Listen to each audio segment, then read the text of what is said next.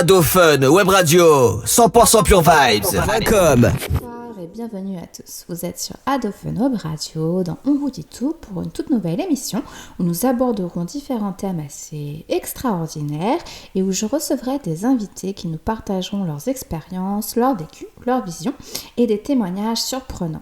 Merci d'avoir été très nombreux à nous suivre pour le démarrage de cette nouvelle saison. Merci à la Bombasse, à Samantha 974.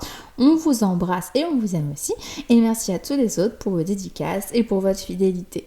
Ce soir, nous recevons une invitée extraordinaire. Peut-être avez-vous déjà vu le film L'homme qui murmurait à l'oreille des chevaux. Eh bien, il existe bel et bien des personnes qui sont capables et qui ont la faculté de communiquer et de se faire comprendre par les animaux. Ces personnes sont ce qu'on appelle des communicateurs ou interprètes animaliers. Ils sont très souvent sollicités par tout type de structures qui s'occupent des animaux comme des zoos, des espaces animaliers, les milieux équestres, les hippodromes et bien d'autres encore pour aider les soignants, les cavaliers et toutes les personnes en rapport avec les animaux à résoudre des problématiques liées à ceux-ci. Et bien ce soir, nous avons la chance de recevoir l'une de ces personnes. Il s'agit d'Ilana Demontaine qui va nous parler de la connexion animale et des messages que les animaux ont à nous transmettre. Nous terminerons l'émission en musique avec la playlist découverte et une sélection de titres qui fait du bien au moral.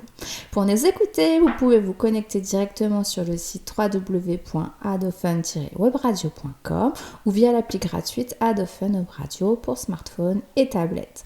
Sans plus attendre, nous allons tout de suite découvrir le témoignage extraordinaire de Ilana Demontaine.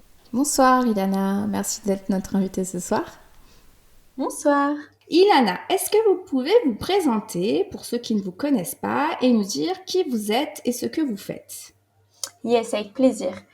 Donc moi c'est Ilana et je fais principalement de la connexion animale et c'est ce dont on va parler aujourd'hui. La connexion animale, c'est la capacité qu'on a à se connecter aux autres animaux, tous les animaux et savoir ce qu'ils pensent, ce qu'ils ressentent et ce qu'ils vivent. Et donc c'est ce que je fais principalement et c'est ce que je transmets à travers des formations. Donc moi, qui je suis, moi j'ai 20 ans aujourd'hui, j'ai eu une enfance et une adolescence un petit peu compliquées parce que je me retrouvais pas du tout dans les standards et dans les critères de l'éducation classique, du lycée, du collège, de tout ça, et je comprenais pas du tout le sens qu'il y avait derrière. Et moi, mon rêve depuis toujours, c'était de pouvoir apporter ma touche à moi aux animaux qui nous entourent parce que j'ai toujours trouvé que les animaux étaient vraiment magiques et avaient vraiment beaucoup de choses à nous apprendre. Et du coup, je me retrouvais vraiment pas en cours et je me retrouvais vraiment pas dans ces lieux-là. Et ça m'a vraiment un petit peu perdue, un petit peu embrouillée, on va dire, parce que du coup, ce qui s'est passé, c'est que j'ai passé presque 2 ans à l'hôpital et plus de 6 mois en réanimation parce que justement je me sentais en total décalage avec le reste du monde et je me sentais vraiment perdue par rapport à ça. Et ma seule passion en fait c'était de me connecter aux animaux, de communiquer avec eux et de savoir vraiment ce que eux avaient à dire. La connexion animale demande donc une certaine sensibilité et fait appel à l'ouverture de certaines perceptions. Est-ce qu'on pourrait vous définir comme étant une médium spécialisée en animaux? Alors en fait, oui, c'est vrai que ça demande en fait l'ouverture d'une certaine capacité, on est d'accord. Donc, ce qu'on pourrait appeler le sens numéro 6. Voilà, ce qu'on pourrait appeler comme ça. Mais l'idée, c'est aussi qu'on en est tous capables et qu'on peut tous se connecter aux animaux et qu'il n'y a pas une personne, moi par exemple, qui a un don et d'autres qui ne l'est pas. Et c'est vraiment ce que j'essaye vraiment de transmettre le plus et c'est pour ça que je forme les gens là-dessus, c'est qu'en fait, on en est vraiment tous capables parce que c'est quelque chose de totalement naturel qu'on a tous à l'intérieur de nous et surtout qu'on avait tous été enfants. Mais en fait, ce qui se passe, c'est que quand on grandit, en fait, on n'utilise plus que notre mental et plus que notre ego. Donc, du coup, on se coupe de nos ressentis et du coup, on se coupe de cette capacité-là. Et l'idée, en fait, c'est d'aller la rechercher, d'aller se reconnecter à elle pour pouvoir se connecter aux animaux principalement. Mais du coup, oui, on pourrait me définir comme une médium spécialisée dans les animaux si on veut, mais ça ne voudrait pas dire que je suis la seule ou parmi les seuls à pouvoir faire ça. Parce qu'on en est vraiment tous capables. Et dans quel type de famille est-ce que vous avez grandi? Est-ce que vous avez une famille qui est plutôt ouverte à ce type d'expérience ou alors une famille qui est plutôt cartésienne, terre à terre et qui ne croit pas trop en ce genre de choses? Alors, en fait, ma famille, elle est pas spécialement ouverte à ce genre d'expérience à la base. À la base, c'est-à-dire que oui, ils auraient été plutôt cartésiens et plutôt à croire que ce qu'ils voient. C'était un petit peu la phrase de ma mère, souvent, je ne crois que ce que je vois. Et, euh, et du coup, plutôt là-dedans. Mais en fait, avec le fait que je me reconnecte à ça et que ça marche et qu'il y ait des résultats immédiatement sur les animaux avec lesquels je m'entraînais et que ce soit une passion et que je découvre énormément de choses autour de ça, bah, du coup, ça a ouvert pour eux aussi des horizons énormes à ce niveau-là et une énorme ouverture en fait. Et du coup, maintenant, bah, ils sont à fond là-dedans aussi. Et à quel âge, à quel moment vous avez pris conscience de vos facultés? Est-ce que ça a toujours été là ou est-ce que ça arrivé d'un coup? Alors en fait, je pense que ça a toujours été là. Que ça a toujours été là parce que je ressentais quand même beaucoup de choses avec les humains autour de moi et avec les animaux. Et c'est vrai que je captais beaucoup de choses qui me permettaient d'être plutôt juste dans ce que je disais aux gens, souvent, et de ressentir pas mal de choses par rapport à ce qu'on nous dit, hein. Le fait que, par exemple, quand on meurt, on meurt. Enfin, tout ce qu'on nous dit tout le temps. Je ressentais pas mal de choses et il y avait des choses qui sonnaient pas juste pour moi. Et du coup, bah, j'avais un peu cette sensibilité-là qui était assez importante. Mais c'est vrai qu'elle s'est vachement développée à partir du moment où elle est devenue vraiment consciente et à partir du moment où je me suis mise à faire plus que ça de mes journées, en fait. Et à partir de ce moment-là, bah, ça a ouvert et c'est devenu une passion, plus qu'une passion parce que je prenais conscience que ça marchait aussi. Je prenais conscience que oui, c'était pas que des rêves, c'était pas que de l'imagination, c'était pas que mon mental qui créait les choses. Je voyais vraiment qu'il y avait quelque chose aussi de concret qui se passait. Et du coup, à partir de ce moment-là, je me suis mise à travailler à fond là-dessus, que ce soit la connexion animale, que ce soit la connexion générale, avec tout autre type d'énergie, avec les humains aussi, parce que j'accompagne aussi les humains à découvrir plein de choses cachées à l'intérieur d'eux, avec cette même capacité qu'on peut utiliser pour les animaux, pour toute autre chose. Et je me suis beaucoup amusée avec tout ça, on va dire, depuis 6 ans. Vous avez eu une adolescence assez douloureuse. Est-ce que vous pouvez nous raconter ce que vous avez vécu? Yes. Ouais. En fait, ce que j'ai vécu, c'est justement cette sensation un petit peu bizarre et surtout qui était un petit peu en avance. C'est que justement, vers 14 ans, depuis toute petite, je rêvais de travailler dans la police, de travailler dans la police scientifique et de faire des enquêtes, en fait. Et c'était mon rêve depuis toute petite.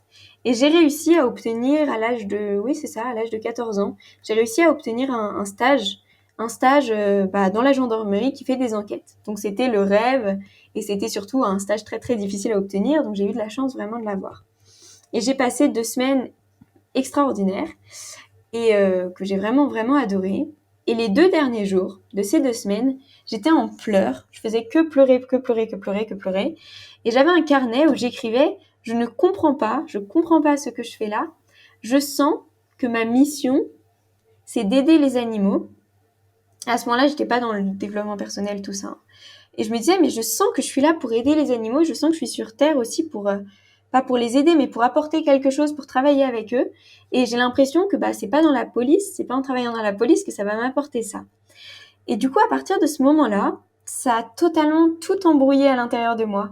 Ça a un petit peu tout embrouillé parce que justement, je me suis sentie un petit peu perdue. Je me suis dit, mais en fait, moi, ce que je veux, c'est pas ça finalement. Et moi, ce que je veux, c'est faire quelque chose que personne n'attend de moi. Et du coup, après ça, je suis retournée au lycée. Et là, c'était pareil. Pour moi, il n'y avait plus aucun sens, mais plus aucun sens derrière tous les cours qu'on faisait, derrière tout ce qu'on apprenait, parce que je voyais vraiment pas le sens derrière et j'avais vraiment besoin de voir un sens derrière.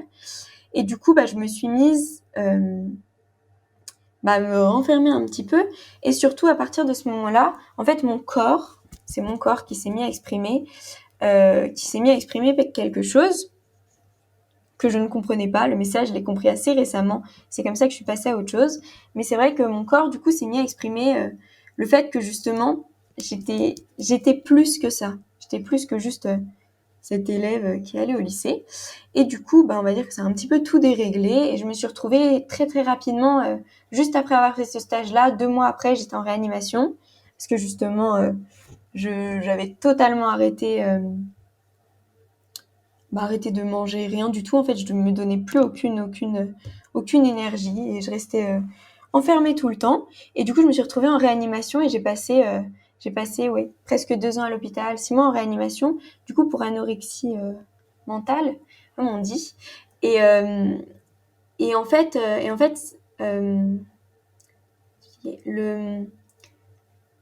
le fait d'avoir été à l'hôpital m'a permis en fait de me recentrer sur moi et m'a permis en fait de faire que ce que j'aimais et de faire que de la connexion animale tout le temps et surtout de retrouver vraiment comme si je me retrouvais à l'intérieur de moi, que je découvrais vraiment qui j'étais et je me laissais de l'espace pour ça aussi. Parce qu'évidemment, on n'attendait plus de moi que je donne des résultats à l'école ou autre. Le plus important pour tout le monde, c'était que je prenne du temps pour moi. Et du coup, ça m'a laissé du temps pour ça. Et en même temps, ça a permis de découvrir énormément de choses sur moi et sur mes potentiels. Parce que c'est grâce aux animaux, en fait, ce que je dis souvent, mais c'est grâce aux animaux que je suis encore là aujourd'hui. Parce que c'est eux qui m'ont permis de passer à autre chose. Quand vous dites que vous connectiez aux animaux, c'est-à-dire que vous connectiez à distance de votre chambre d'hôpital à des animaux et avec votre, on va dire entre guillemets, imaginaire, ils vous emmenaient avec eux en balade, c'est ça?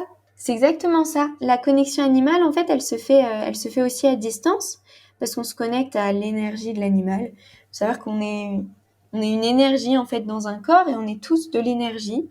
Et maintenant, il y a plein de preuves scientifiques là-dessus. Mais en fait, les animaux, c'est la même chose. Et du coup, l'énergie, elle n'a pas vraiment de distance. Donc, on peut très bien se connecter avec eux d'où qu'on soit et à n'importe quel moment. Et du coup, oui, ça me permettait vraiment de m'évader parce que du coup, j'allais me balader avec eux.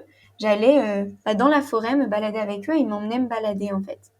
Et est-ce que vous voyez les choses avec vos propres yeux à vous ou à travers les yeux des animaux?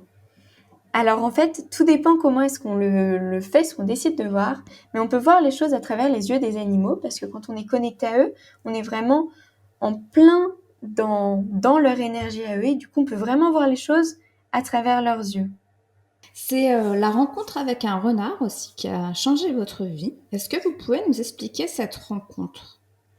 Je l'ai rencontré juste en sortant de mon premier passage à l'hôpital.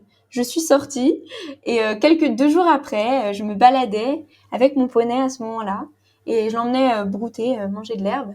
Et j'ai vu un renard qui vient vers moi. J'ai vu un renard pas loin, qui était pas dans la forêt d'ailleurs. Et, euh, et j'avais trouvé ça magique en fait et super intéressant parce que c'est vrai qu'à cette période-là, il n'y avait pas beaucoup de renards dans la forêt, qui est pas très très loin de là où je vivais. Et il y en avait pas beaucoup et là, il était en dehors de la forêt. Et ce qui était spécial avec ce renard-là, c'est qu'il tournait autour de moi. Et il restait à 1 mètre de distance en tournant autour de moi. Et je trouvais ça mais vraiment incroyable, mais vraiment incroyable. Et j'étais là et j'ai passé peut-être 2 heures avec lui qui tournait autour de moi et je sentais un lien super fort avec ce renard-là. Vraiment, j'avais l'impression de le connaître depuis des années et des années. J'avais l'impression qu'il n'était pas là par hasard. Et je me suis dit, mais c'est assez incroyable. Et du coup, j'ai passé 2 heures avec lui qui tournait et puis parfois il partait, il disparaissait. Et du coup, je me connectais à lui parce que du coup, j'ai fait le test de me connecter à lui en direct. Et je lui disais, est-ce que tu peux revenir? Et là, je le voyais pouf pouf pouf qui arrivait et qui revenait et qui se remettait pas loin. Je me suis dit, waouh! À ce moment-là, j'en revenais vraiment pas de tout ça. Et donc, du coup, j'ai passé du temps avec lui et j'ai dû ensuite rentrer parce que je me suis dit qu'il fallait que je rentre. Et donc, je lui ai dit, je m'en vais. Fais bien attention aux voitures. Je lui ai expliqué pendant bien longtemps de faire attention aux voitures parce que il n'était pas dans un endroit hyper sécure. Et donc, je suis rentrée et j'étais un peu loin de chez moi. J'étais peut-être 1 kilomètre, quelque chose comme ça. Et donc, je rentre avec mon poney ce jour-là.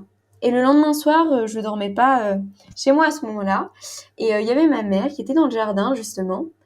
Et elle arrive dans le jardin et elle voit derrière le portail un renard qui était assis devant le portail à attendre.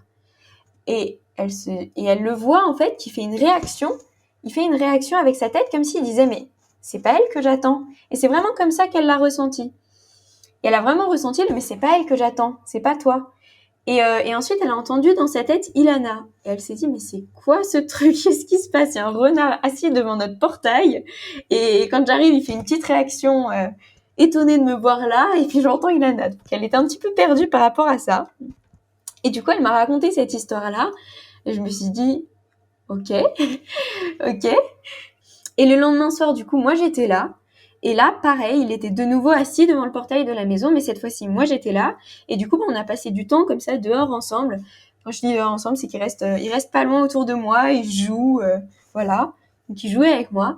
Et à partir de là, c'est à partir de là que il y a énormément de choses qui sont passées, parce que du coup, ça fait 5 ans que je l'ai rencontré, 5 ans qu'il venait me chercher chez moi, à la maison, très très très souvent le soir, que je lui donnais rendez-vous à un endroit de la forêt.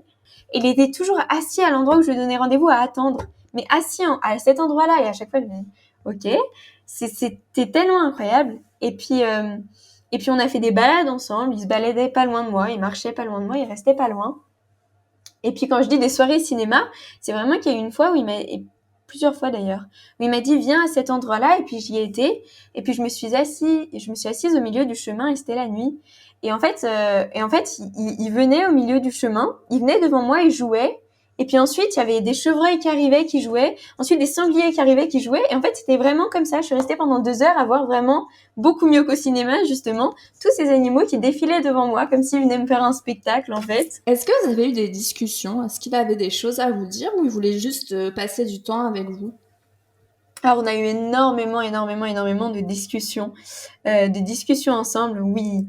En fait, ce renard-là, c'est pour moi vraiment comme un guide. C'est-à-dire qu'à chaque fois qu'il y avait quelque chose qui allait pas, à chaque fois qu'il y avait un moment où je me sentais pas bien, il arrivait et il venait me chercher, en fait. Mais où que je sois, où que je sois, tant que j'étais quand même dans un périmètre chez moi ou ailleurs, en fait, je savais qu'il allait venir.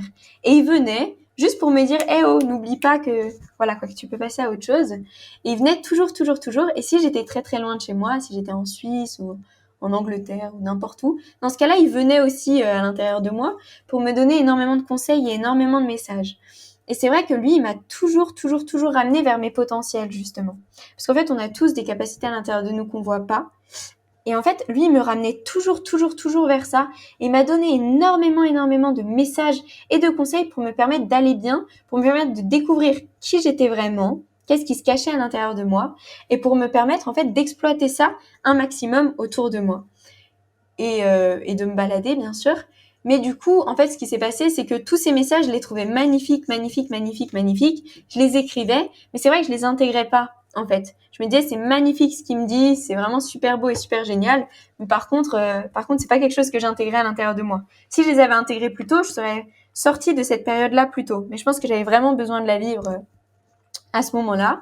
Et du coup, il m'a donné des messages extraordinaires. Et c'est vraiment ce que je dis souvent, et c'est vraiment ça, c'est que sans lui, je serais plus du tout là sur Terre aujourd'hui. Sans lui, je serais repartie parce que c'était lui et les autres animaux qui ont fait vraiment que je tienne et que je me dise, ok, ben en fait, il y a encore plein de choses à faire ici et c'est encore hyper intéressant de rester là.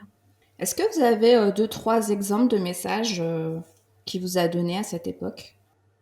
Oui, à cette époque-là, il me parlait, il me disait, en gros, à peu près, hein, mais il me disait quelque chose que je comprenais pas et que j'ai compris très plus tard. Il me disait que j'étais un être de lumière et que j'avais justement une lumière qui voulait briller à l'intérieur de moi et qu'il fallait en fait que je me pose à l'intérieur de moi, que j'écoute en fait ce qui avait envie de briller, ce qui avait envie de rayonner et que j'écoute, que je me pose, que je creuse. Il me disait tout le temps de creuser à l'intérieur de moi en fait, comme si je restais en surface sur quelque chose de superficiel. Il fallait que je creuse à l'intérieur pour voir vraiment rayonner cette lumière que j'avais à l'intérieur. Et c'était vraiment intéressant cette expression d'être de lumière en fait. Parce qu'il me disait, tu es un être de lumière en fait et toutes les autres personnes aussi autour de toi, mais elles le voient pas forcément. Et elles ont toutes aussi une lumière justement, quelque chose qui brille à l'intérieur et qui a besoin aujourd'hui d'être exploité.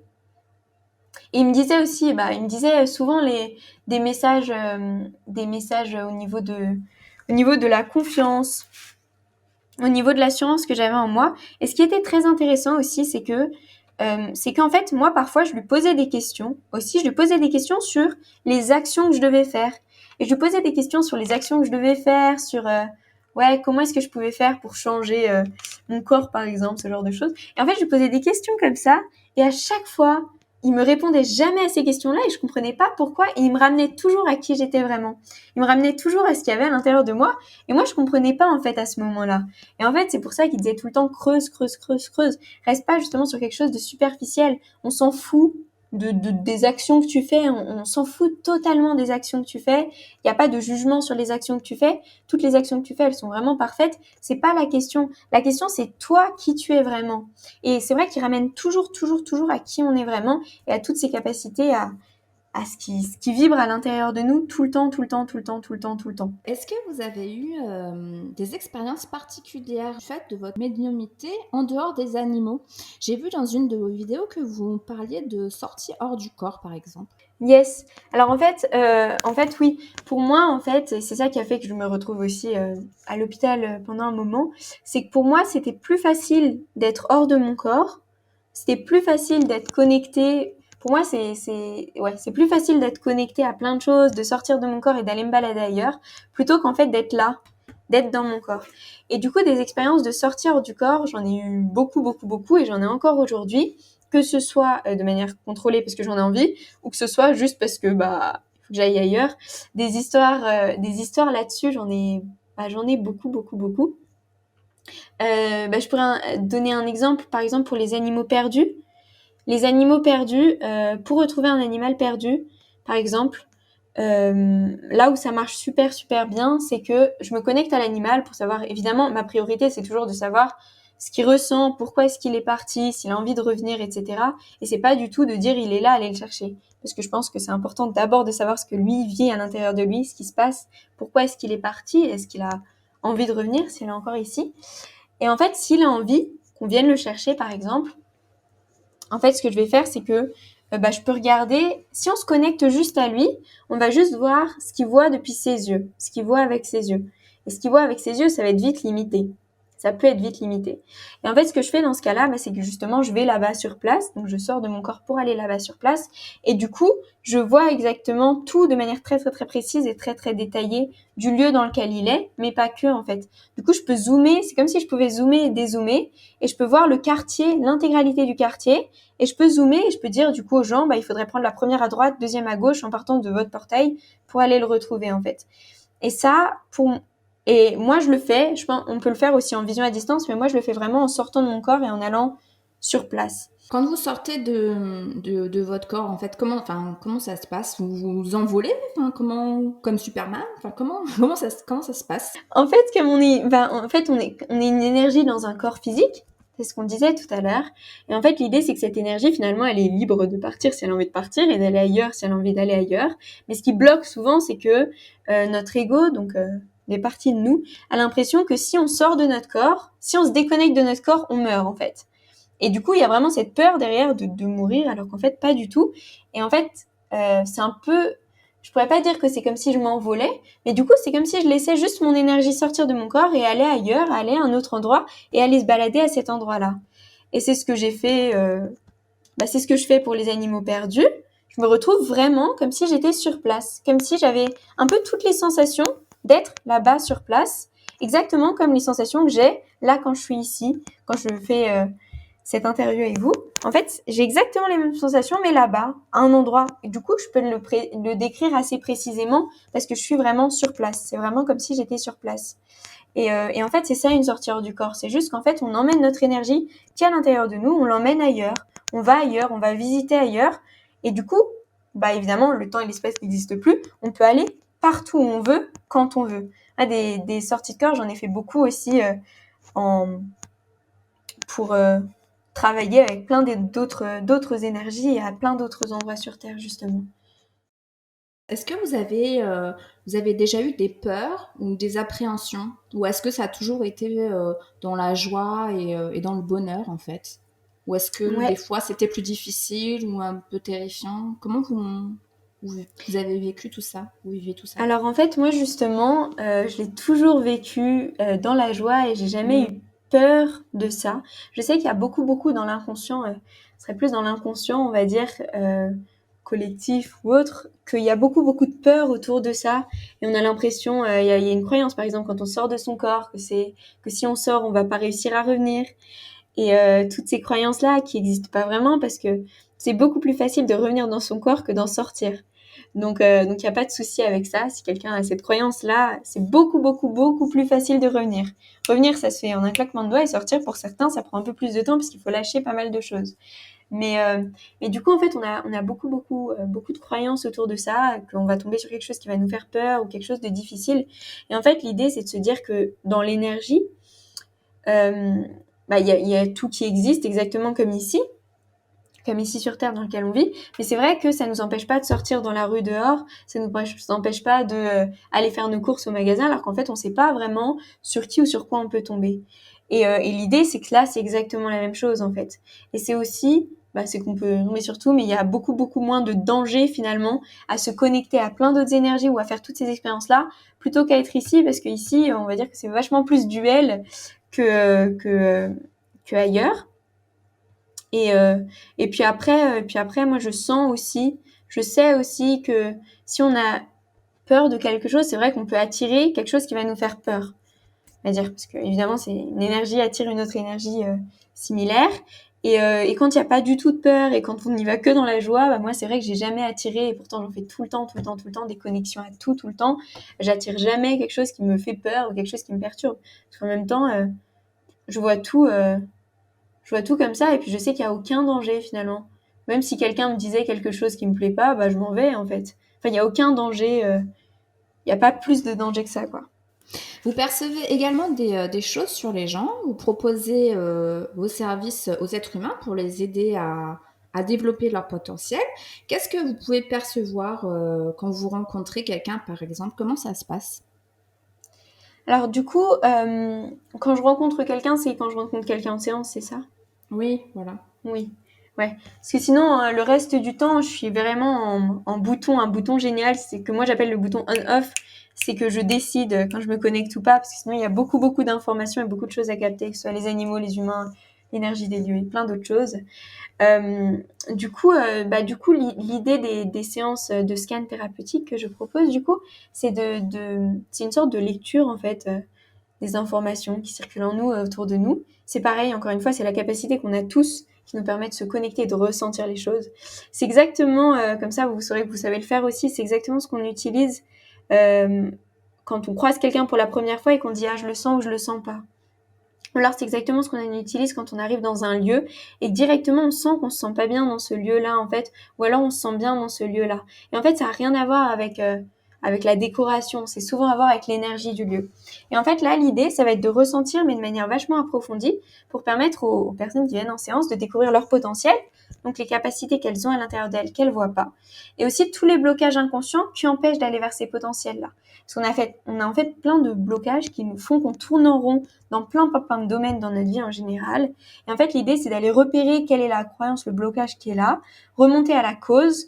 Et la cause, souvent, on peut pas la deviner toute seule parce que c'est quelque chose qui vient de notre enfance, qu'on a oublié, ou alors c'est quelque chose qui vient d'encore une expérience d'avant.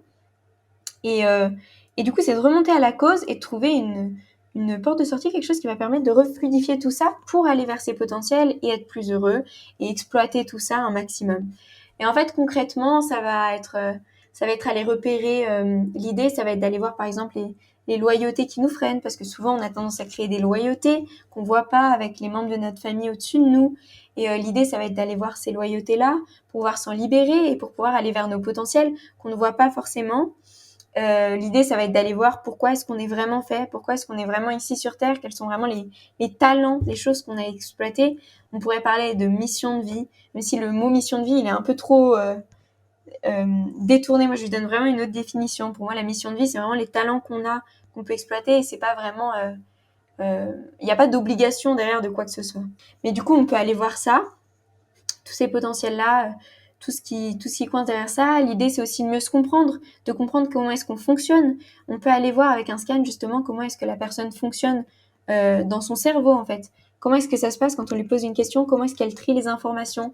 Comment est-ce que ça se passe, en fait? Et ça permet de prendre conscience de plein de choses. Et du coup,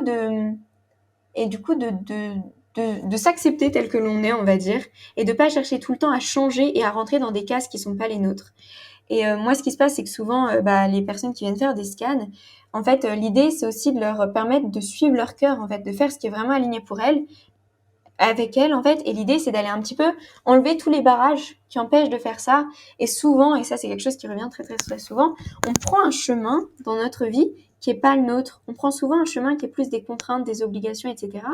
Et ce chemin-là, souvent, on le fait pas vraiment pour nous, en fait. On le fait parce que nos parents nous ont montré ce chemin-là, parce que nos parents attendent ça de nous, parce qu'on veut aussi leur faire plaisir. Enfin, il y a plein d'autres raisons qui feront qu'on emprunte un chemin qui est plus des contraintes, des obligations et qui est pas vraiment ce que notre cœur nous dit. Et l'idée, ça va être de, du coup, enlever tous ces petits blocages-là et de plus pouvoir s'écouter, de savoir ce que notre cœur nous dit pour pouvoir le suivre et pour pouvoir avoir une vie qui est beaucoup plus alignée avec nous-mêmes et avec qui on est vraiment.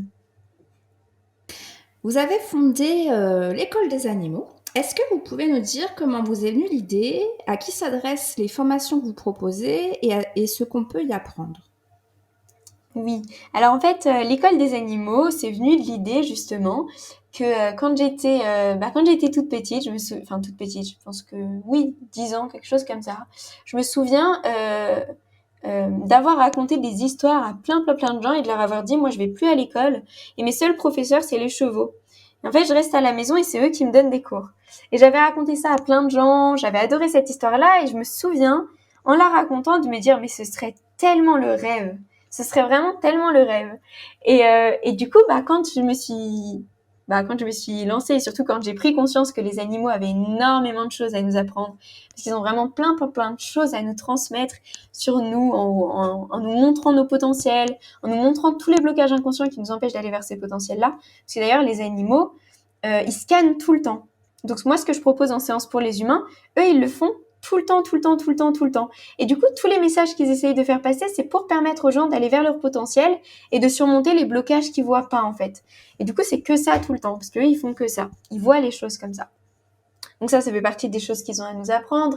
Il y a tout le fait qu'ils ont aucun jugement, qu'ils sont pas dans la dualité, qu'ils ont un amour qui est vraiment très très très pur, et énormément d'autres choses. Et du coup, c'est pour ça que je me suis dit, en fait, les animaux, ils nous apprennent tellement. Moi, ils m'ont appris tellement, et c'est pour ça que je suis encore là aujourd'hui. Et, euh, et, et ils apprennent tellement aux gens, ils mettent tellement de l'espoir, et je vois à chaque fois les gens qui sortent de mes groupes, qui leur vision du monde change tellement, et ils leur ont montré énormément de choses. Et du coup, c'est pour ça que j'ai appelé ça comme ça, l'école des animaux. C'était le mélange du rêve que j'avais étant petite et du fait que ce rêve, il était totalement concrétisé aujourd'hui. Puisque c'est vraiment, je pense que c'est eux qui m'ont le plus permis de découvrir de choses sur le monde. Et c'était pas du tout ce que j'avais appris à l'école avant. Donc il ne faut pas forcément avoir un don pour suivre vos formations. N'importe qui a envie de communiquer avec son chien ou son chat par exemple, il peut venir tenter l'aventure. Exactement, non, il n'y a vraiment pas besoin de dons, c'est quelque chose qu'on a tous à l'intérieur de nous. L'idée, c'est juste de se faire confiance. Je pense que c'est une des choses les plus importantes que j'apprends dans mes formations, justement, c'est de se faire confiance, parce que souvent le mental revient et fait que on se fait pas confiance, et, etc., etc., etc. Et du coup, non, vraiment, tout le monde peut le faire, il n'y a pas de protocole non plus pour. Et quand vous vous connectez à un animal, comment est-ce que vous recevez les choses? Est-ce que vous avez des visions? Est-ce que vous entendez des voix? Comment vous percevez les messages? Alors du coup, quand moi je me connecte à un animal, on va dire qu'on a plusieurs modes, de canaux de réception, j'aime bien le dire comme ça. On peut recevoir des images, des vidéos, on peut entendre des voix, comme si on nous parlait dans notre tête, on peut entendre des sons, on peut avoir des goûts et des odeurs, ça c'est rigolo. On peut ressentir des sensations dans notre corps, vraiment des sensations, des douleurs et des émotions dans notre corps. Et en fait, l'idée c'est que souvent au début, quand on commence à se connecter, on va avoir un canal qui est plus développé qu'un autre, un mode de réception qui va être plus développé qu'un autre. Ça peut être des images et des films, ou alors ça peut être juste les sensations dans notre corps. Et en fait, à force de le faire et à force de le travailler, et c'est ce qu'on voit aussi dans les groupes, ça permet d'ouvrir en fait à plein d'autres modes de réception. Et moi, quand je prends l'exemple du rêve, c'est que moi, quand je fais mes connexions, je suis vraiment comme dans un rêve. C'est-à-dire que je suis 100% dedans, pendant tout le temps de la connexion et j'ai tout en même temps en fait. J'ai à la fois les sons, à la fois des phrases, à la fois des images et surtout à la fois des films parce que c'est vraiment comme si j'étais dedans, à la fois des sensations dans mon corps, à la fois les émotions. Et c'est ça qui est vraiment magique, c'est que ça permet aussi de faire des expériences qu'on n'aurait jamais fait. Parce qu'être dans le corps d'un dauphin, ressentir ce qu'un dauphin ressent, comment est-ce qu'il voit le monde, ressentir ce qu'un renard ressent, comment est-ce qu'il voit le monde, ressentir ce qu'un cheval ressent, etc. Enfin, toutes ces expériences-là, c'est des expériences qu'on ne peut pas faire habituellement. Et que là, la connexion nous permet de faire, en fait, et nous permet de vivre. Et du coup, l'idée, c'est de développer un peu tout ça. Ceux qui ont des animaux pourront en témoigner. Chaque animal est unique et a sa propre personnalité. Mais est-ce qu'il existe des animaux mauvais ou méchants comme les êtres humains? Ouais, en fait, c'est hyper intéressant comme question parce qu'en fait, on a tendance, il y a plusieurs choses derrière ça, mais c'est vrai qu'on a tendance à projeter des choses sur les animaux qui vivent avec nous, projeter des choses sur eux, alors qu'en fait, c'est pas du tout comme ça que eux vivent les choses. On a tendance à projeter, par exemple, à dire ah ce chien il est méchant, ce chat il est méchant, parce que simplement il est agressif sur le moment. Et en fait, l'idée qu'il y a derrière, c'est qu'il n'y a pas de méchants ni de gentils chez les animaux, parce que eux, ils perçoivent pas de méchants ni de gentils chez les humains, mais ça, on va en reparler après. Mais c'est surtout que qu'il n'y a pas vraiment d'animaux méchants. En fait, souvent, leur comportement, c'est un message qu'ils ont envie de nous faire passer. Même l'agressivité, ça peut être un message qu'ils ont envie de nous faire passer. Et nous, on a tendance à projeter sur eux, à mettre un jugement dessus en disant, il est méchant, alors qu'en fait, pas du tout, il essaye juste de s'exprimer d'une manière qui est pas forcément comprise par nous. Parce que comme leur seul moyen de s'exprimer, c'est leur comportement, parfois, c'est vrai qu'on a du mal à comprendre ces comportements-là. Mais il n'y a pas d'animaux méchants, il n'y a pas d'animaux...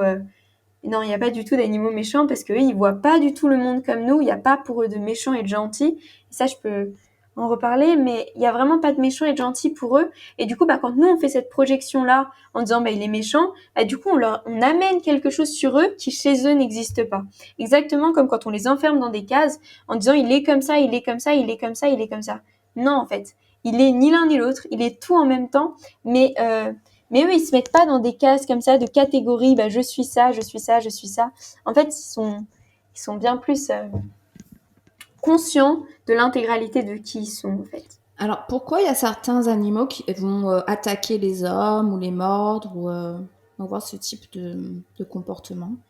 Alors en fait, c'est là où c'est super intéressant, c'est que souvent leur comportement, donc nous on a tendance à les interpréter en disant il est méchant ou il est agressif, on va avoir tendance à plus s'énerver contre ce type de comportement-là, alors qu'en fait ces comportements-là c'est vraiment des messages qu'ils essayent de nous faire passer, et souvent c'est des messages qu'ils essayent de nous faire passer pour que nous on soit plus heureux et pour que nous on aille vers nos potentiels. Alors c'est vrai que c'est un peu difficile à imaginer, mais je peux vous donner plusieurs exemples par rapport à ça, mais c'est qu'en fait c'est vraiment des messages, et ça c'est vraiment des messages qu'on découvre que grâce à la connexion animale parce que sinon on est tout le temps en train de les voir depuis notre point de vue à nous et l'idée lorsqu'on se connecte à eux c'est de les voir depuis leur point de vue à eux. Et par exemple, je pourrais pas te donner de généralité d'ailleurs parce que chacun va avoir sa raison et la raison va être différente en fonction de comment est-ce qu'il perçoit le monde et les gens autour de lui.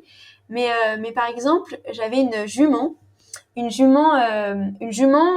qui avait sa cavalière ou sa gardienne, donc la jeune fille qui s'occupait d'elle.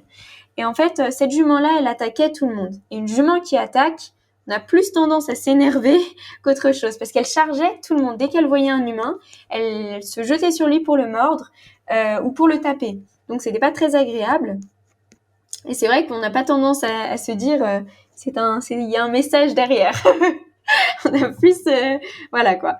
Et heureusement ça a été chouette, du coup elle a fait une connexion et en me connectant à sa jument, en fait ce qu'elle m'a montré, la jument, c'est qu'elle me montrait que cette jeune fille là, elle était remplie d'amour et remplie de volonté de donner au monde et de donner énormément au monde, mais elle me montrait aussi que elle avait une énorme sensibilité et qu'en fait elle avait mis aucune limite et que du coup, dès que quelqu'un disait un jugement, que ce soit sur elle ou sur quelqu'un d'autre, ou dès qu'il y avait des jugements, dès qu'il y avait des sortes de conflits, bah directement elle prenait tout à l'intérieur d'elle et ça venait la blesser, elle, à l'intérieur, et du coup elle se retrouvait triste. Et quand elle se retrouvait triste, en fait, c'est ce que la jument me montrait, bah du coup c'est comme si elle refermait sa cage thoracique, et du coup elle pouvait plus donner tout cet amour et toute cette lumière qu'elle avait envie de donner au monde. Et la jument me montrait qu'elle trouvait ça, elle trouvait ça dommage parce qu'elle me disait qu'elle avait énormément d'amour et plein de choses à donner et qu'elle avait pas envie de la voir triste en fait. Elle avait pas envie de la voir triste parce qu'elle était blessée par les autres humains. Et du coup, elle m'a dit voilà, comme elle met pas de limites et comme elle accepte tout et comme tout vient la blesser à l'intérieur, du coup, c'est moi qui vais mettre les limites. Et comment est-ce que je vais mettre les limites? Dès qu'il y a quelqu'un qui l'approche, dès qu'il y a quelqu'un qui m'approche moi du coup et qui nous approche, directement je vais charger cette personne-là. Et comme ça, je sais qu'elle sera plus blessée parce que plus personne ne l'approchera. Et du coup, moi j'ai transmis ce message-là à sa gardienne, à sa cavalière. Je lui ai transmis ce message-là et je lui ai expliqué comment est-ce qu'elle pouvait aussi mettre des limites et ne pas tout accepter. Elle n'était pas obligée d'accepter tout ce qui venait des autres, elle n'était pas obligée d'accepter tous les jugements des autres, etc. Et du coup, je lui ai expliqué comment mettre des limites. Et le fait que je transmette le message plus que je lui explique comment mettre des limites, la jument, elle a changé instantanément comme ça. C'est-à-dire que du jour au lendemain, c'est devenu un bisounours, si on veut. Mais en tout cas, elle n'a plus attaqué personne. Et c'est là où les messages sont tellement plus intéressants parce que ça permet aux deux d'être tellement plus heureuses. Et la jeune fille aussi, elle est tellement plus heureuse maintenant qu'elle peut mettre des limites, qu'elle sait que pas obligée de tout prendre et qu'elle sait aussi qu'elle a énormément de lumière et d'amour à l'intérieur d'elle et que c'est sa jument qui lui a dit, ça change beaucoup de choses. Et est-ce qu'il y a certaines espèces où la communication est impossible? Par exemple, certains animaux sauvages, des prédateurs ou, je sais pas, des insectes. Est-ce qu'on peut communiquer avec ces types d'espèces? Ouais. Alors en fait, on peut se connecter avec tous. Moi, ça me fait beaucoup rigoler parce que parfois j'entends qu'il y a des gens qui me disent que quelqu'un leur a dit qu'on pouvait pas se connecter. On peut se connecter à tous les animaux sauf les moustiques. Voilà, on peut se connecter à tous les animaux sauf les araignées. Et ça me fait beaucoup rigoler parce que ça, c'est directement pour moi une projection totalement humaine sur eux. Il y a aucun animal avec qui c'est impossible de se connecter. On peut vraiment se connecter à tous, Même quels qu'ils soient. Ouais, même une mouche, bien sûr. Ah bah oui, ils sont super intéressantes aussi. Du coup, non, il y a aucune limite. Et même une mouche, justement, elle a sa raison d'être, en fait. Chacun, ils ont leur petite mission, ils sont ici pour une vraie raison, et ça, c'est ce qu'on voit pas non plus, et c'est ce qu'on découvre lorsqu'on se connecte à eux, mais ils sont vraiment ici pour une raison, comme s'ils avaient une mission. Enfin, une mission. Et encore une fois, il n'y a pas d'obligation, mais ils ont un petit rôle, on va dire. Et en fait, une mouche, c'est pareil. Quand on regarde le fonctionnement des mouches ensemble, c'est hyper intéressant parce que c'est super organisé, parce que chacun a son truc à faire, parce qu'elles sont hyper connectées les unes avec les autres et c'est super intéressant aussi. Est-ce que vous êtes déjà connecté à un animal sauvage, un lion, un tigre, un Oui, guépard? beaucoup. Il y avait le renard justement qui lui reste sauvage, mais sinon je me suis connectée à énormément d'autres animaux sauvages. Énormément d'animaux sauvages parce que justement, soit c'était eux qui venaient vers moi parce qu'ils avaient plein de messages à me faire passer, soit c'était moi qui allait me connecter à eux pour savoir un peu ce qu'ils pensaient, ce qu'ils ressentaient et ce qu'ils vivaient à l'intérieur d'eux. Et justement, j'ai un oracle, donc pour ceux qui s'intéressent, qui va bientôt finir pour qu'il sorte. C'est un oracle, ça va être un jeu de cartes en fait avec les messages de 66 espèces d'animaux différents, dont des lions, dont des guépards, dont des léopards. Et là, c'est plus des éléphants, mais les messages vraiment qu'ils ont envie de nous faire passer à nous, aux humains en fait. Et est-ce que vous savez ce que pensent les animaux sauvages de l'homme, de l'être humain? Quel regard ils ont sur nous? Alors en fait, ça va vraiment dépendre des animaux sauvages. Ça va vraiment dépendre de chacun. Il y en a, ils s'en foutent un peu, on va dire. Il y en a, ils ont, et ça revient souvent chez les animaux sauvages ou qui vivent avec nous. C'est parfois cette incompréhension vis-à-vis de l'homme. Il y a des choses qu'ils comprennent pas dans nos modes de fonctionnement en général. C'est pas un jugement du tout. C'est juste, ils arrivent pas à suivre en fait. Ils arrivent pas à comprendre. Et ça arrive souvent chez les animaux sauvages ou d'ailleurs chez les animaux qui vivent avec nous. C'est vrai que ça me fait penser à un message qui revient très souvent, peut-être dans 70% des connexions que je fais. C'est que l'animal, il me montre et il me dit, mais je comprends moi, pourquoi est-ce que cette personne-là, elle va pas réaliser ses rêves alors que elle a ça comme rêve? Pourquoi est-ce qu'elle les réalise pas? Et c'est comme si elle avait l'impression d'avoir des barrages devant elle alors qu'en fait, il y a rien. Il y a rien. Il y a rien du tout. Parce qu'en fait, eux, tous les blocages qu'on se met, les barrages qu'on se met, qui sont mentales, des créations de notre mental, eux, ils les voient pas, en fait. Et du coup, ils arrivent pas toujours à comprendre comment est-ce que nous, on fonctionne. Parce qu'il y a plein de choses que comme on les invente et on les crée nous-mêmes, du coup, ils peuvent pas les voir et ils peuvent pas les comprendre. Enfin, ils ont un peu de mal à les comprendre à certains moments et du mal à suivre. Et pour les animaux sauvages, en fait, c'est pareil. Il y a plusieurs fonctionnements qu'on a qui comprennent pas vraiment, en fait. Et c'est vrai que pour eux, en général, il y a vraiment cette notion aussi de suivre notre cœur, justement, et de faire ce qui est juste pour nous, en fait. Parce que les animaux, ils savent exactement ce pourquoi ils sont là, ils suivent leur cœur tout le temps. Ça, c'est assez incroyable. Tout le temps, en fait, ils savent ce qu'ils ont à faire, où, quand, avec qui. Et du coup, ça, c'est quelque chose, s'il y avait un message à nous faire passer à tous, ce serait aussi ça. En fait, ce serait de nous écouter et de suivre vraiment ce qu'on ressent et d'arrêter de se mettre des blocages et des barrières qui finalement n'existent pas du tout. L'autre chose, je pense, des animaux sauvages, mais pas que, c'est aussi la notion justement d'unité et de connexion que les uns ont avec les autres. C'est vraiment que chez les animaux, justement, et c'était ça ce qu'on disait tout à l'heure, mais chez les animaux, il n'y a pas de méchants et il n'y a pas de gentils. Parce qu'il n'y a pas de dualité. Et nous, en fait, on a un mode de fonctionnement, et ça, c'est lié à notre ego, mais on voit des méchants, des gentils, on voit du noir, on voit du blanc, etc. Et du coup, on crée une séparation. Et en fait, on pourrait voir les choses comme eux, c'est-à-dire dans l'unité et dans la connexion tous et dans l'acceptation de tout, en fait. Il n'y a pas de méchant, il n'y a pas de gentil, il n'y a pas de bien, il n'y a pas de mal. Et en fait, c'est comme ça qu'eux, ils voient les choses. Et c'est pour ça, d'ailleurs, qu'il n'y a pas de... Moi, c'est vraiment une question que je me suis posée et beaucoup de fois avant de découvrir ça, c'est que je comprenais pas pourquoi est-ce que les animaux faisaient pas une révolution contre les humains. Je me disais, si tous les animaux, ils décident de faire une révolution contre les humains, on perd. Okay, les humains perdent. Sauf qu'en fait, comme eux, ils voient pas les choses du tout comme ça, et on n'est pas les méchants humains et eux, c'est les gentils animaux. Comme nous, on peut voir les choses lorsqu'on fait des guerres. Lorsqu'on fait des guerres, il y a toujours un méchant. Le méchant de l'autre côté, et nous, c'est le gentil, et l'autre, évidemment, pense la même chose. Donc, du coup, forcément, ça part en conflit. Et c'est pareil dans les jugements qu'on a sur nous-mêmes, les jugements qu'on a tout le temps sur nous-mêmes ou sur les autres autour de nous. Et eux, ils voient pas du tout les choses comme ça, ils ont pas du tout ces jugements-là. Et du coup, l'idée, ce qu'ils essayent de nous montrer aussi, c'est cette unité qu'on peut avoir. Et ça, je l'ai découvert avec... c'était pas avec des animaux sauvages, c'était avec des animaux d'élevage, justement, et des animaux qui sont un peu rejetés, parce qu'il y a beaucoup d'animaux qui sont... Il y a les animaux qui vivent avec nous, mais il y a aussi beaucoup d'animaux qui sont vraiment rejetés et qui sont un peu totalement mis de côté. Il y a eu un moment où moi non plus, je comprenais plus du tout les humains autour de moi, et il y a eu un moment où j'étais vraiment dans cette haine envers l'intégralité de l'humanité en général, et c'est vrai qu'il y a eu un moment où j'avais rejeté l'intégralité de ma famille, l'intégralité de mes amis, et j'étais plus qu'avec les animaux, j'étais plus que dans la nature, et avec ma sœur en fait, puisque j'avais rejeté vraiment tout le monde, parce que ça m'insupportait ce qu'on faisait aux animaux. Parce que moi, je percevais justement qui les animaux étaient vraiment, et du coup, en fait, le fait que j'avais l'impression que personne ne voyait ça, il y a eu un moment où ça m'a vraiment, vraiment énervée. Et à ce moment-là, en fait, je faisais des connexions justement avec des animaux qui souffrent, avec des animaux qui sont rejetés du monde, qui sont totalement mis de côté et qui vivent des souffrances très, très, très douloureuses.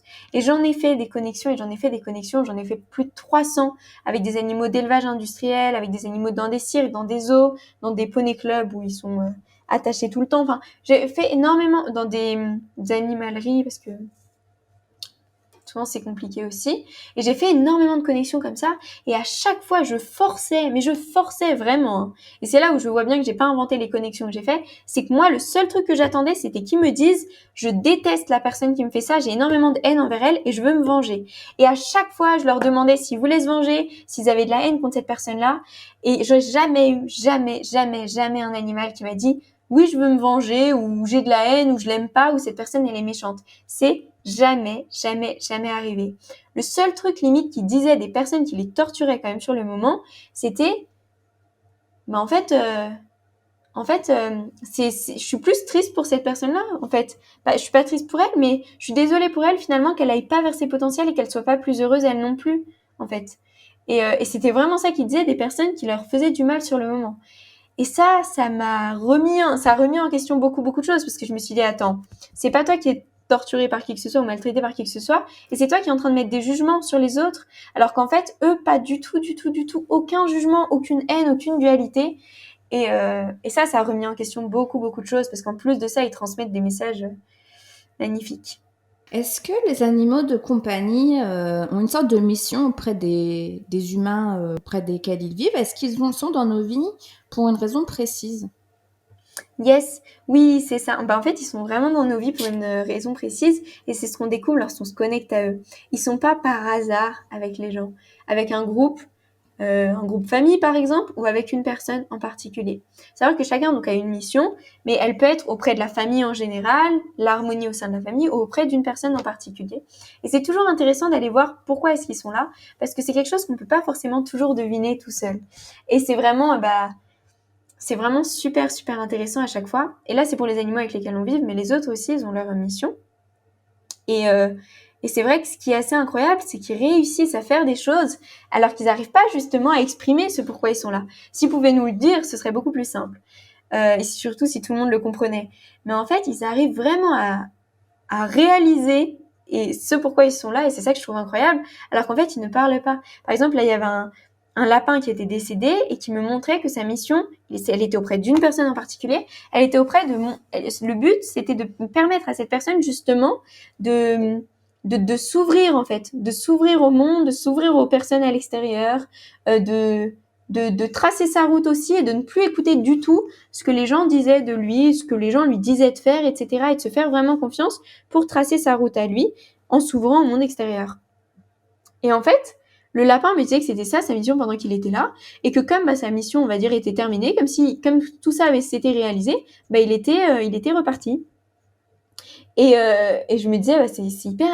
Et en fait, donc j'en parlais évidemment avec, je transmettais l'audio à cette personne-là, et elle me disait, mais tu sais que c'est incroyable, mais c'est vraiment incroyable parce que c'est grâce à lui que je me suis ouvert à énormément de choses, c'est grâce à lui que je me suis ouvert à énormément de gens, etc.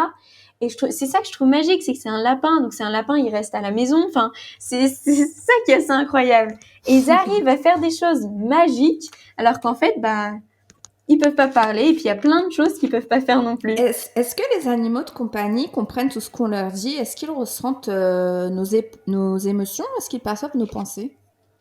Yes. Alors oui, Ouais. en fait, c'est hyper important de leur parler parce que ça, c'est vrai qu'on l'oublie souvent, mais c'est hyper important de leur parler parce qu'ils comprennent beaucoup, beaucoup, beaucoup plus que ce qu'on peut imaginer. Le seul truc, c'est qu'ils vont capter beaucoup plus ce qu'on ressent et ce qu'on projette plutôt que ce qu'on leur dit directement. Donc l'idée, en fait, ce serait de leur parler, mais en même temps d'être en accord avec ce qu'on leur dit. Je donne juste un exemple comme ça, c'est quand un chien s'en va, un chien va loin, et on veut lui apprendre que quand on l'appelle, il doit revenir. Si vous l'appelez et vous lui dites de revenir, alors qu'en même temps vous le visualisez et vous le voyez là-bas, lui, ce qu'il va capter, c'est reste là-bas. Parce qu'il va capter ce que vous percevez, ce que vous projetez en fait. Et du coup, l'idée, dans ce cas-là, c'est d'appeler son chien en le voyant revenir vers nous. Et là, il y a beaucoup plus de chances qu'il revienne. Et en fait, l'idée, c'est de leur parler, mais d'être juste que nos pensées, finalement, et que nos ressentis soient en accord avec ce qu'on leur dit. Et c'est comme ça qu'ils vont comprendre. Parce qu'en fait, ils captent beaucoup, beaucoup, beaucoup plus que ce qu'on leur dit, justement. Ils captent vraiment qui on est, ils captent ce qu'on ressent, et ils captent ce qu'on ressent, et ils captent ce qu'on pense. Donc c'est pour ça qu'on ne peut pas mentir à un animal. Vous pouvez pas, parce que lui, il capte directement ce qui se passe derrière, et du coup, c'est super intéressant aussi. Est-ce que les animaux en liberté sont au courant du Covid? Ils ont dû remarquer qu'il y avait moins de présence humaine pendant les mois de confinement, du coup, c'était un peu plus tranquille. Oui, Ils ont remarqué qu'il se passait un truc. mais carrément, carrément, Ouais. carrément. Carrément. On l'a vu, il y a eu plein d'animaux qui ont repris leurs espaces, mais après, les animaux le savaient dans un sens. Ah ouais. Ouais, il y a beaucoup, beaucoup, beaucoup de choses qu'ils ressentent et qui savent. Avant, on le voit d'ailleurs, il y a beaucoup d'animaux qui, avant qu'il y ait un énorme incendie ou avant qu'il y ait un truc, ils s'en vont en fait. Et avant même le truc, ou alors lors des tremblements de terre, tout ça, ils le savent en fait. Ils le sentent. Ils le sentent. Et en fait, c'est exactement la même chose là en fait. C'est qu'ils savent exactement ce qui se passe, ouais. C'est quoi leur point de vue? Enfin, qu'est-ce Alors qu'ils en ils pensent? ont pas vraiment de point de vue dessus, mais par exemple, moi je m'étais connectée à la terre et aux animaux en septembre l'année dernière, donc c'était il y a plus d'1 an maintenant. Il y a 1 an et demi et j'avais vu tout ce qui allait se passer en 2020 finalement, en 2020 et encore après et en fait il y avait vraiment cette idée de sorte de nettoyage en fait, de beaucoup beaucoup de choses qui changent, d'un énorme mouvement. Quand je dis nettoyage, c'est vraiment que des catastrophes naturelles et plein de choses qui font que il y a plein de choses qui bougent en fait, parce que l'idée c'est comme si c'était de replacer les choses, on va dire, à leur place et de passer à quelque chose de nouveau. Et moi, en tout cas, c'est vraiment comme ça que je ressens les choses. Encore, c'est pas du tout une vérité, c'est ce que je ressens et c'est ce que je ressens lorsque je me connecte à plein d'autres énergies, mais c'est vraiment qu'on est en train de passer un moment de transition, un moment vraiment d'énorme changement en fait, et c'est comme si on était en train de remettre tout à plat, comme si tout se nettoyait pour tout remettre à plat, pour pouvoir construire quelque chose de nouveau derrière. Et en fait, c'est vraiment ce qu'on vit en ce moment et c'est ce qui se passe avec toutes ces sortes de catastrophes. On a l'impression que c'est le chaos. En fait, non. En fait, c'est juste qu'il y a plein de choses qui se remettent à plat, que ça part un peu dans tous les sens et c'est pas sûr que ça se calme tout de suite, mais ça part un peu dans tous les sens, et c'est comme si le fait que ça parte dans cette dualité-là et dans tous les sens, en fait, ça allait permettre justement de remettre tout à plat pour revenir à l'unité, justement. Et qu'est-ce que les animaux de compagnie pensent du Covid et du confinement? Comment ils le vivent? Est-ce que pareil, ils comprennent qu'il se passe quelque chose? Ouais, bah oui, eux aussi, ils comprennent ce qui se passe quelque chose. Après, ça va dépendre vraiment, les animaux qui vivent avec nous, ça va dépendre vraiment de chacun, en fait. Parce qu'ils ont quand même besoin... moi, je sais que, par exemple, cet été, les animaux, ils étaient un peu perdus. Pourtant, c'était plus le confinement, mais il y a eu le moment où, ça y est, on réouvre les portes et ça y est, on peut ressortir. Et ça les a un petit peu beaucoup embrouillés parce que tous les jours, j'avais au moins un ou deux animaux qui étaient perdus, mais tous les jours. Et d'habitude, c'est quand même pas tous les jours. En ce moment, il y en a quand même beaucoup moins. Et j'ai l'impression qu'il y a un peu cette question de se demander, c'est comme si la question, c'est vraiment, elle est où? Enfin, où est-ce que je suis, en fait? Où elle est ma place? Et c'est comme si tout le monde se posait cette question-là, tous les humains se posaient cette question-là autour, et du coup, eux, ça les avait ça les a un petit peu perturbés aussi. Et c'est comme s'ils avaient besoin d'un temps, et la plupart, c'était vraiment ça, c'est qu'ils avaient besoin d'un temps pour se mettre à distance de tout ça, en fait. Ils avaient besoin d'un temps pour se mettre à distance de plein de questionnements et plein de choses comme ça, et de faire un temps comme de recharge de batterie, en fait. Et il y en a énormément qui sont juste partis, puis après, ils sont revenus. Vous avez également une forte connexion à la nature, aux arbres, aux plantes et à la terre. Est-ce que vous pouvez nous dire comment ça se traduit pour vous? Alors, en fait, pour la Terre, par exemple, c'est que les animaux, par exemple, sont très connectés à la Terre. Et c'est vrai que nous, on a tendance à être déconnectés à la Terre, déconnectés de la Terre. Et en fait, on a tendance un peu à oublier que finalement, on n'est qu'une cellule de la Terre, on va dire. En tout cas, qu'on est quand même les pieds sur Terre, qu'on est sur une planète magique et magnifique et d'une diversité incroyable. Et en fait, comment elle se traduit, moi, ma connexion à la Terre, c'est souvent, je pense, c'est souvent, j'y pense, en fait, qu'il y a la Terre sous mes pieds et que je peux être connectée à elle. Et souvent, je vais voir un petit peu euh, ce qui se passe à l'intérieur d'elle, on va dire. Ce qui se passe à l'intérieur de la Terre. Et je vais voir un peu, elle aussi, ce qu'elle pourrait ressentir, ce qu'elle pourrait penser et ce qui pourrait Enfin, ouais, ce qu'elle peut vraiment ressentir et les messages qu'elle a envie de nous faire passer. Et elle a plein, elle aussi, de messages à nous faire passer en Donc général. La Terre aussi. La terre Ouais. a une conscience. Elle Oui. a une âme. Ça, ouais, c'est On une peut énergie, communiquer la Terre avec. aussi. Ouais, on peut se connecter à la Terre et souvent, ça, par contre, c'est un truc, je le propose pendant mes groupes de coaching et souvent, tout le monde finit en pleurs de cette connexion-là tellement c'est puissant. Parce qu'elle a une puissance énorme. Et en fait, quand on prend conscience que c'est vraiment, qu'elle est vraiment sous nos pieds et qu'on l'avait oubliée jusque-là, il y a vraiment quelque chose qui se passe parce qu'elle a des messages et une puissance magnifique. Ce serait quoi les messages de la Terre en ce moment pour la période qu'on vit tous? Ah, les messages, ouais, les messages de la Terre en ce moment, justement, ce serait de pas se... Là, l'idée, c'est vraiment d'accepter un peu ce qui se passe. Tu vois, il y a vraiment cette notion en ce moment de laisser faire, en fait, de laisser les choses se faire, que ce soit pour nous, dans notre vie à nous ou en général, de vraiment laisser les choses se faire, d'accepter ce qui se passe et de pas rester fixé sur ce qui est en train de se passer en ce moment comme quelque chose de fini et terminé. Parce qu'on a tendance à arrêter ça et se dire, ah, mais c'est horrible, ça se passe maintenant et c'est horrible. Non, l'idée, c'est de voir ça. C'est comme si l'idée, c'était de voir ça dans sa grandeur, dans sa globalité, et de prendre conscience qu'en fait, c'est pas du tout une période arrêtée, c'est pas du tout quelque chose de fini, on va pas s'arrêter là.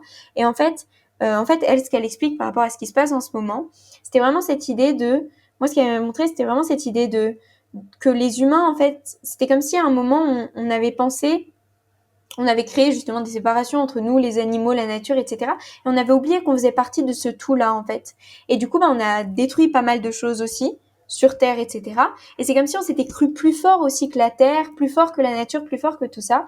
Et là, l'idée, c'est que c'est comme si, l'idée, c'était aussi que maintenant, on prenne conscience qu'en fait, on n'est pas du tout plus fort que ça, puisqu'on est aussi connecté à ça, justement. Et on est avec la Terre, on est avec la nature, etc. Et on peut travailler avec eux, on va dire. On peut collaborer avec eux. Et du coup, elle, ce qu'elle transmet en ce moment, c'est vraiment de pas s'inquiéter parce que c'est vraiment comme si on remettait vraiment les choses justement à zéro. Il y avait plein de nettoyages qui se font, qu'il y a, tout est en train de se nettoyer pour repartir sur de nouvelles bases et pour repartir vers quelque chose de nouveau. Et c'est vrai que moi, c'est assez spécial, mais cette période-là, je la vis super, super bien parce que je sais, en tout cas, je ressens, c'est toujours pas une vérité, mais je ressens vers quoi on va parce qu'elle m'a montré vers quoi on va et je vois exactement le monde de demain, on va dire, le monde qu'on peut construire demain. Et c'est un monde beaucoup plus, encore plus magique qu'il est aujourd'hui, avec vraiment justement cette unité-là, cette absence de jugement-là, le fait qu'on va laisser la dualité de côté parce qu'on voit bien que ça fonctionne plus aujourd'hui et se reconnecter vraiment à qui on est pour juste créer un monde beaucoup plus harmonieux. Et en fait, là, la période qu'on vit, c'est juste une période de chamboulement parce que cet énorme changement qui est en train de se passer, il est tellement important que forcément, ça bouge dans tous les sens. Mais on n'a pas besoin de s'inquiéter de ce moment-là. C'est juste un moment de passage, en fait. Un moment de passage vers quelque chose de nouveau. C'est pas une punition. Non, pas du tout. Non, pas du tout. Comme il n'y a pas de jugement, pas de dualité, il n'y a pas de punition non plus. Bon, ça va, alors. Pas de vengeance. Non. Ouais. Au contraire. Et donc, ce monde qui serait beaucoup plus lumineux en quelque sorte, Ouais. il serait pour quand? Et beaucoup plus rapidement ce qu'on pourrait imaginer. Quand on regarde le monde autour de nous, on peut se dire mais comment est-ce qu'on va pouvoir passer à ça? Parce que c'est vrai qu'un monde où il y a plus de jugement, plus de dualité, où c'est beaucoup plus l'unité, etc. Où c'est l'unité, justement, la connexion les uns avec les autres, où on se reconnecte aux capacités qu'on a à l'intérieur de nous et on ressent vraiment les choses, etc. On a l'impression que c'est loin. Et en fait, là, ça va tellement vite. Il y a tellement de choses qui bougent que ça va être assez rapide, hein, sur quelques années.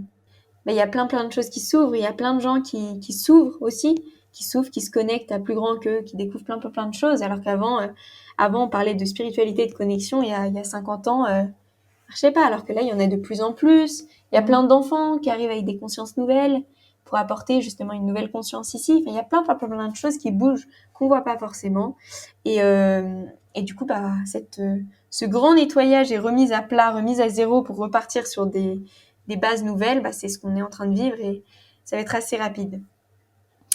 Et pour terminer, quels seraient les messages les plus importants que les animaux ont à nous transmettre selon vous?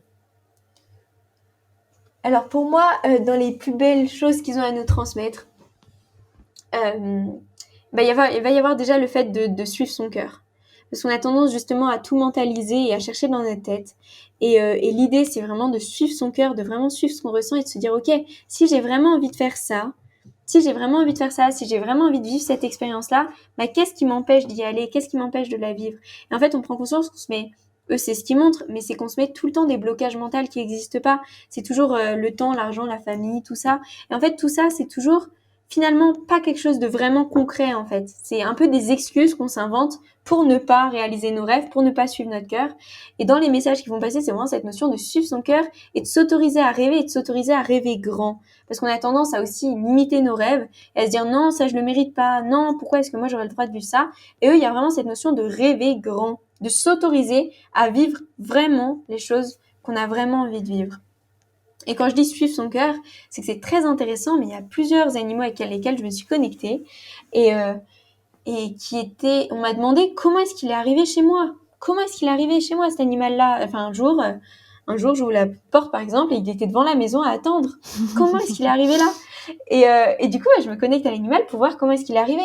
Et j'ai vu des chats, par exemple, ou des chiens ou autres, mais faire des kilomètres et des kilomètres et des kilomètres Et quand on se met dans leur corps à ce moment-là, c'est incroyable. On dirait qu'ils sont tirés par une ficelle. On dirait qu'il y a quelque chose qui les pousse et qu'ils savent exactement où ils vont, en fait. Ils sont dans la rue, dans un endroit qu'ils connaissent pas, et ils savent exactement où ils vont parce qu'ils savent qu'ils doivent aller vivre quelque chose avec cette personne-là.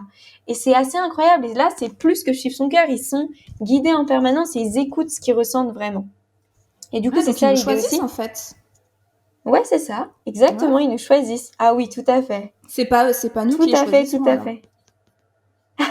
Bah, c'est un choix mutuel. C'est un choix mutuel. Ouais, c'est un choix mutuel.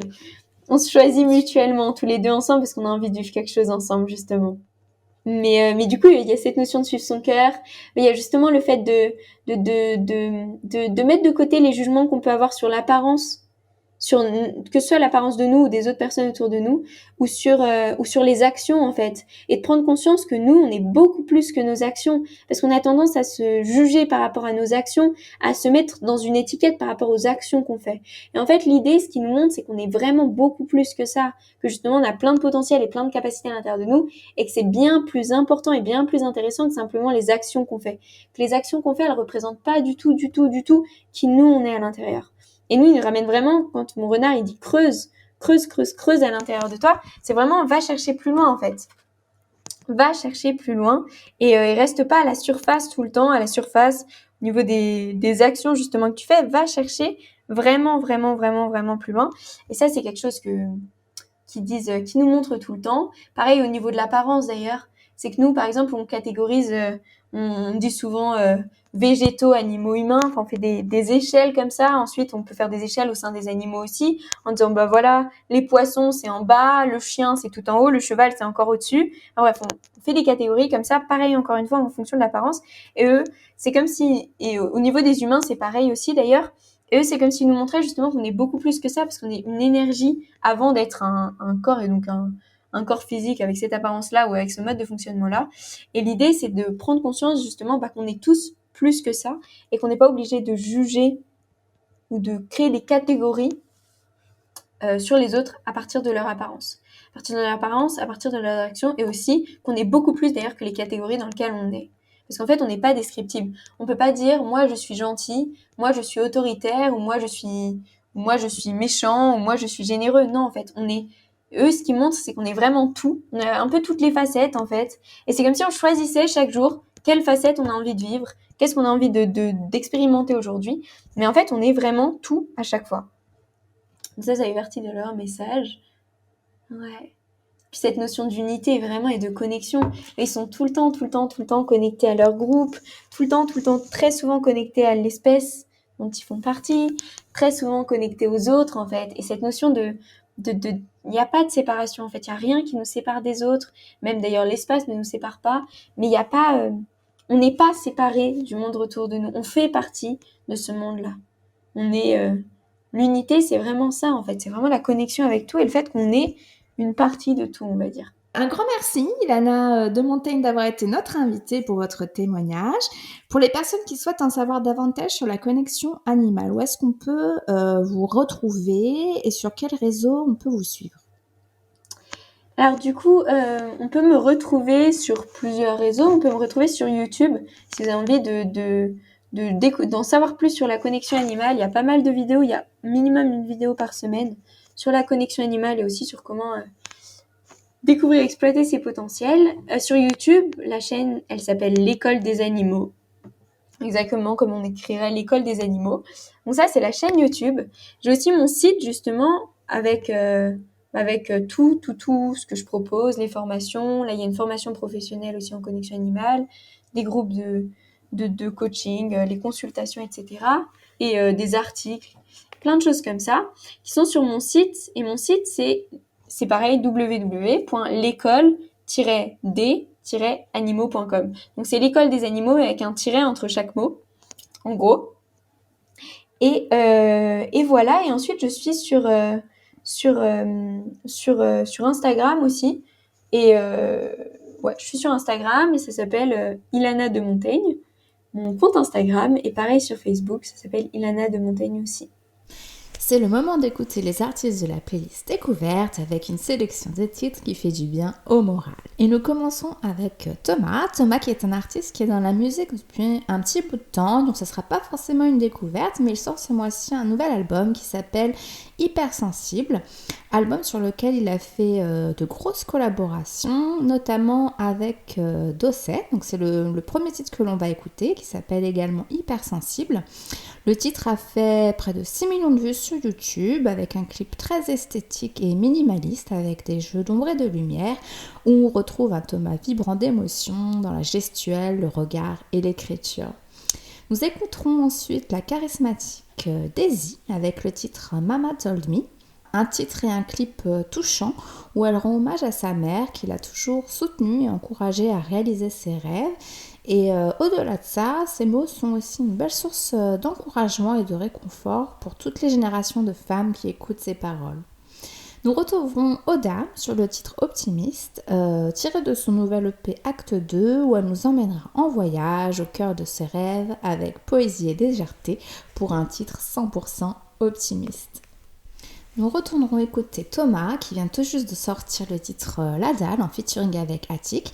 Attic qu'on ne présente plus, rappeur originaire du 78 qui cartonne et qui est présent absolument partout en ce moment, à la radio, à la télé, dans la pub, avec un titre qui parle de l'envie de réussir, de persévérance et de l'importance de croire en soi. Un titre au mindset gagnant donc, avec deux artistes qui sont de bels exemples de réussite pour beaucoup. Et un clip où on retrouve Thomas et Attic au sommet d'un immeuble et dans les nuages. J'aime beaucoup le clip, je le trouve super original, allez checker sur YouTube. Ensuite, nous partirons au Brésil avec Camila Loures, qui est une youtubeuse super connue en Amérique latine. 13 millions d'abonnés sur YouTube, elle est à fond dans YouTube puisque c'est ce réseau qui l'a propulsée. Et du coup, elle s'est même fait tatouer le logo de YouTube sur le poignet. Avec près de 12 millions d'abonnés sur Instagram, c'est aussi l'ambassadrice de plusieurs marques et elle a sorti quelques titres également, dont celui que l'on va écouter en featuring avec MCWM qui s'appelle Bambolé. Et nous terminerons avec Teoro, un producteur et DJ américain originaire du Mexique qui tourne à l'international et dont un des titres les plus connus est le titre Bailar que l'on va écouter en featuring avec Elvis Crespo, célèbre chanteur de salsa et merengue et figure emblématique de la musique latine. On commence tout de suite avec Thomas et Dosset et le titre Hypersensible et on se retrouve pour une découverte spéciale musique qui fait du bien au moral avec Thomas en featuring avec Dosset et Attic, Daisy, Odam, Camila Loures et Teoro en featuring avec Elvis Crespo. Vous pouvez retrouver tous ces titres sur les plateformes de téléchargement et de streaming et bien sûr allez checker les clips sur YouTube. Un grand merci à tous ces artistes pour la force, les messages positifs et la bonne humeur. Merci Ilana de Montaigne d'avoir bien voulu nous partager son expérience et son témoignage. Pour en savoir plus sur la connexion animale, vous pouvez retrouver Ilana de Montaigne sur le site l'écoledesanimaux.com, sur Facebook et Instagram à Ilana de Montaigne ou la page Facebook L'école des animaux. Pour connaître le thème et la date de la prochaine émission, vous pouvez vous abonner aux pages d'Adophone Web Radio sur Facebook et Instagram et vous pouvez également me suivre sur Instagram à JennyDesign1. On se retrouve très bientôt dans On vous dit tout pour une nouvelle émission. D'ici là, portez-vous bien et à très bientôt sur Adophone.